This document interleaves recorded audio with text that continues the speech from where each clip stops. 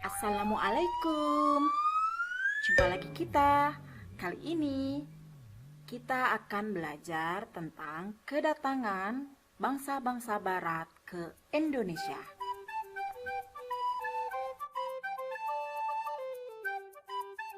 Tujuan pembelajaran kita kali ini adalah peserta didik mampu menjelaskan latar belakang kedatangan bangsa-bangsa barat ke Indonesia dengan benar. Yang berikutnya, peserta didik mampu menjelaskan proses kedatangan bangsa-bangsa barat ke Indonesia dengan tepat. Sebelum kita memulai pembelajaran, marilah kita berdoa terlebih dahulu. Berdoa dimulai. Berdoa selesai. Mari kita perhatikan peta berikut ini.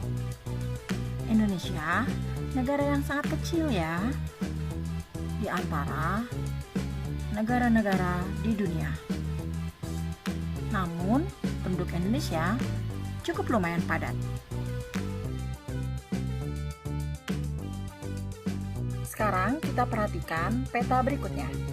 Indonesia selain dilalui oleh garis khatulistiwa, letak geografis Indonesia sangat strategis karena diapit oleh dua buah samudra, yaitu Samudra Hindia dan Samudra Pasifik. Sekarang, marilah kita perhatikan letak kedudukan Indonesia jika dilihat dari satelit. Indonesia yang sangat kecil ini merupakan negara yang berisi perairan dan juga daratan. Daratan Indonesia sangatlah subur.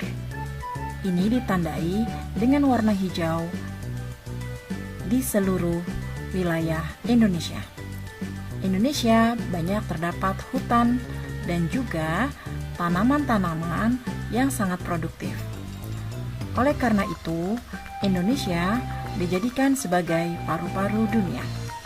Jika melihat dari latar belakang bangsa-bangsa barat datang ke Indonesia, negara Indonesia merupakan negara penghasil rempah-rempah. Peran Indonesia dalam perdagangan dan pelayaran antara Asia dan Eropa. Faktor utamanya, seperti yang kita telah lihat dalam peta tadi, letak geografis Indonesia berada pada jalur pelayaran Asia dan Eropa. Selanjutnya, Indonesia sebagai penghasil rempah-rempah. Nah, jika kita bicara masalah rempah-rempah, apa ya yang menjadi daya tarik Indonesia? Ya, Indonesia kaya akan beraneka ragam rempah-rempah. Di antaranya adalah cengkeh, kemiri,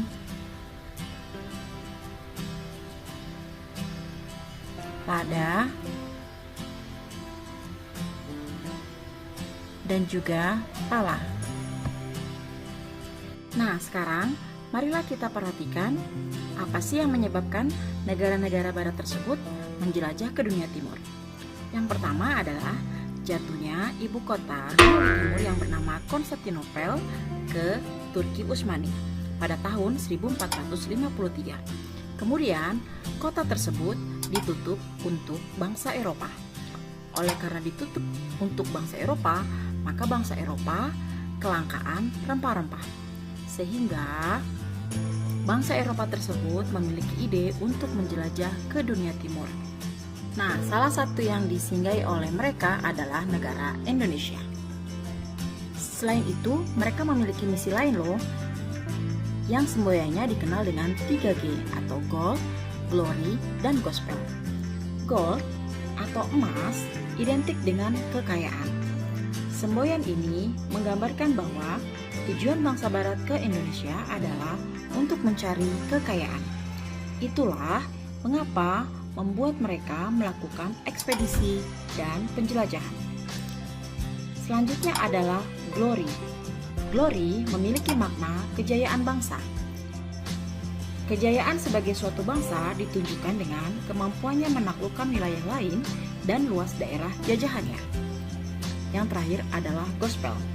Gospel adalah keinginan bangsa barat untuk menyebarluaskan dan mengajarkan agama Nasrani, khususnya agama Kristen, ke bangsa-bangsa di Asia, Afrika, dan Amerika Selatan. Selanjutnya adalah berkembangnya revolusi industri di negara Eropa. Apa itu revolusi industri? Revolusi industri adalah pergantian atau perubahan secara menyeluruh dalam memproduksi barang dari yang sebelumnya menggunakan tenaga manusia atau hewan, kini menjadi tenaga mesin. Salah satu pengaruh revolusi industri yang sangat terasa adalah kegiatan transportasi. Penemuan mesin uap yang dapat dijadikan mesin penggerak perahu merupakan teknologi baru pada masa tersebut. Perahu dengan mesin uap merupakan penemuan sangat penting yang mendorong penjelajahan bangsa-bangsa barat. Penemuan-penemuan lainnya adalah alat pemintal dan juga kompas. Selanjutnya adalah runtuhnya Kekaisaran Romawi. Setelah runtuhnya Kekaisaran Romawi pada tahun 476 Masehi, mengakibatkan kemunduran jalinan dagang antara Asia dengan Eropa, sehingga kehidupan wilayah tersebut semakin merosot. Zaman kemunduran ini disebut dengan istilah zaman kegelapan atau Dark Age, dan membuat tatanan hidup bangsa-bangsa di Eropa sangat kacau balau. Perang Salib. Orang Kristen menamainya dengan Perang Salib, sementara orang Islam menamainya dengan Perang Suci.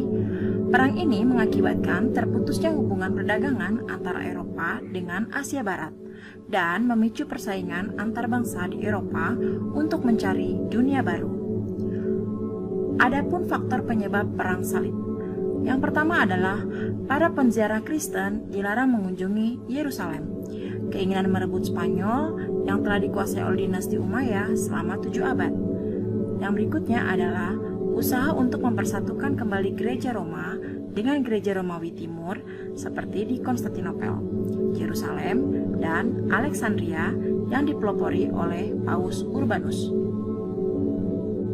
Nah, dampak dari Perang Salib tersebut adalah terputusnya jalur perdagangan antara Eropa dan Asia Barat atau Timur Tengah, sehingga pedagang-pedagang dari Eropa mulai mencari jalan lain untuk mendapatkan rempah-rempah.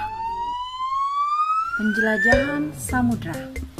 Upaya penjelajahan samudra memiliki tujuan untuk mencari rempah-rempah, memperoleh keuntungan sebanyak-banyaknya.